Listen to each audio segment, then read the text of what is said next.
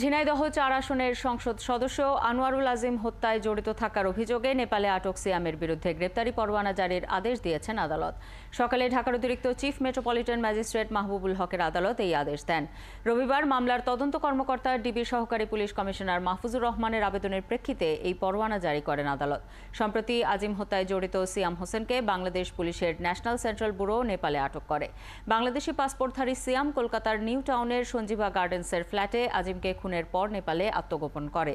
এরই মধ্যে ডিবি প্রধান হারুনুর রশিদের নেতৃত্বে ৩ সদস্যের দল নেপালে গেছেন। তবে দেশটির সঙ্গে বাংলাদেশের বন্দি বিনিময় চুক্তি না থাকায় সিয়ামকে ফেরাতে জটিলতা দেখা দিয়েছে। এদিকে এই মামলায় গ্রেপ্তার শিমুল, তানভীর ও শিলাস্তি রহমান দ্বিতীয় দফায় ৫ দিনের রিমান্ডে রয়েছে। এদিকে সংসদ সদস্য আনোয়ারুল আজিম হত্যাকাণ্ডে জড়িত থাকার অভিযোগে নেপালে আটক সিয়াম হোসেনকে নির্দোষ দাবি করেছেন তার বাবা মা। তবে ভোলার বোরহানুদ্দিনের বাসিন্দা সিয়াম সম্পর্কে প্রায় কিছুই জানেন না তার প্রতিবেশীরা। টেলিভিশনে সংসদ সদস্য হত্যায় সিয়ামের জড়িত থাকার খবর শুনে হতবাক তারা। কামরুল ইসলামের তথ্য ও ছবিতে প্রতিবেদন।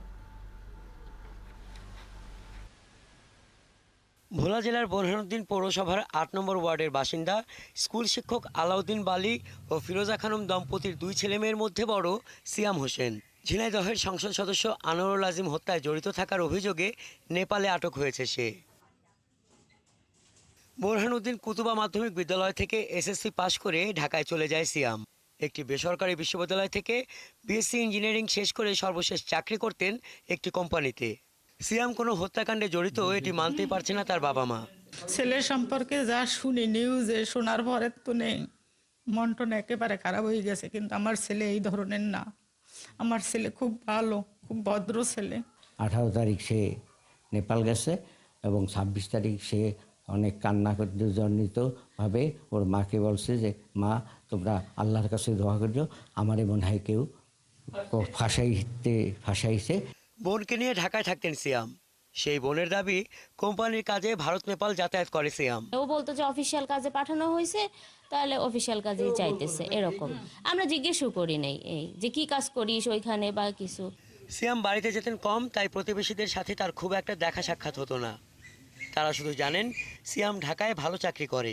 টেলিভিশনের সংসদ সদস্য হত্যায় তার জড়িত থাকার কথা শুনে হতবাক প্রতিবেশী আর পৌরসভার মেয়র।